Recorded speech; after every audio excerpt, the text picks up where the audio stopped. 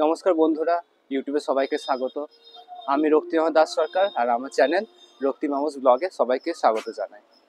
তো যেমন বলেছিলাম আগে যে আমাদের বর্ধমানে 4টে শক্তিপীঠের সিরিজ আমি বানাচ্ছি। তো প্রথম শক্তিপীঠ আপনার অট্টহাস দেখলেন। দ্বিতীয় শক্তিপীঠ আজকে যেটা দেখাবো সেটা হচ্ছে বেহুলা বেহুলা শক্তিপীঠ।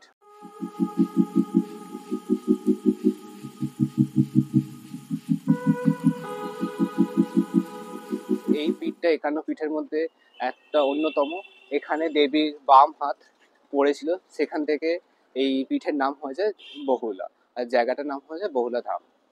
তো এইটা এখানে মা পার্বতীর এক রূপে পুজো হয়, বহুলা রূপে এখানে পুজো হয়। তো আসুন দেখে আসি আমরা এই দেবী বহুলা কৃপাময়ী ধাম এবং ভেতরটা ঘুরে দেখি। এটা আমরা যাব গাড়ি নিয়ে, তাই আমরা রাস্তাটাও কিছুটা দেখাবো কেমন অবস্থা। আমরা যাচ্ছি বর্ধমান থেকে কাটোয়া রোড ধরে থ্রু মঙ্গলকোট থেকে আমরা চলে যাচ্ছি কেতুগ্রাম, যেখানে লোকেটেড।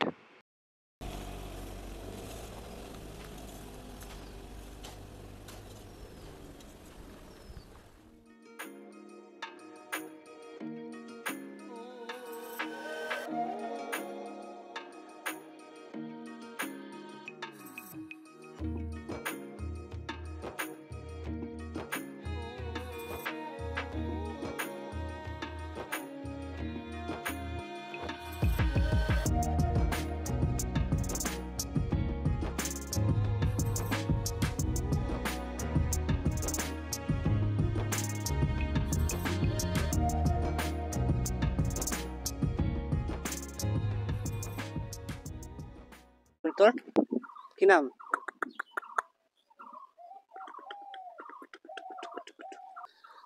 তো আমাদের এই সিরিজের সেকেন্ড পর্বে আমরা চলে এসেছি শ্রী বহুল্লা সতীপীঠ, যেটা হচ্ছে কেতুগ্রামে। এই আমরা হাজির হয়েছি শ্রী দেবী বহুলা টেম্পলে। তো দেখা যাক ভেতরটা কেমন।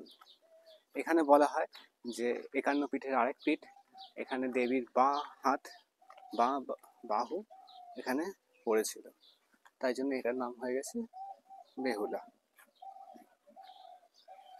জুতো খুলে প্রবেশ।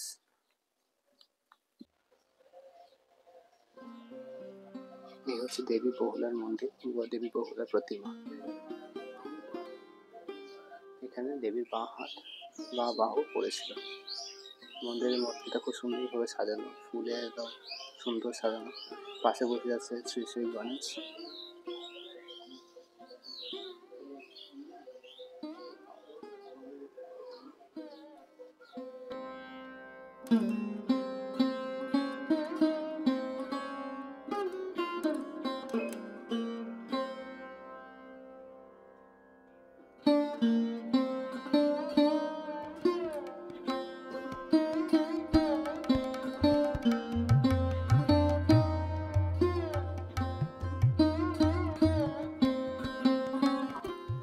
এই বহুলা মন্দিরটাও খুব সুন্দরভাবে সাজানো, খুব পরিষ্কার পরিচ্ছন্ন জায়গা।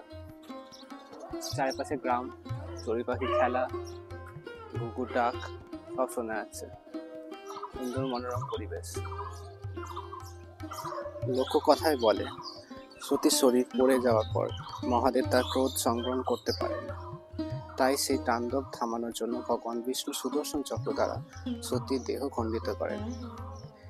এই পুণ্যভূমিতে সতীর বাম হাত পতিত হয়েছিল, আর সেই থেকেই স্থান হয়ে ওঠে শক্তির অন্যতম আসন বহুলা শক্তিপীঠ।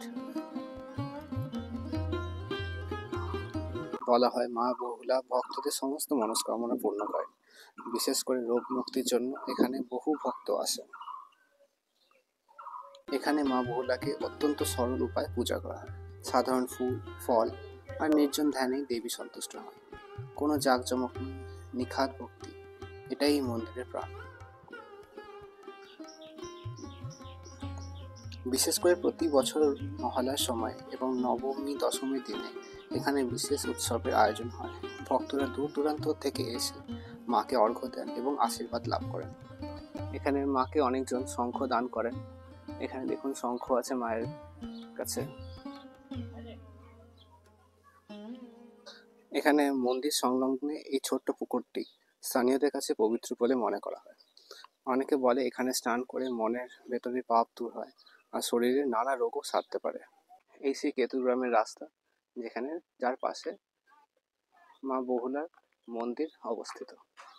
বন্ধুরা, যদি কোনোদিন এই কেতুগ্রামের রাস্তায় আসেন তবে মা বহুলার মন্দির দর্শন করতে ভুলবেন না।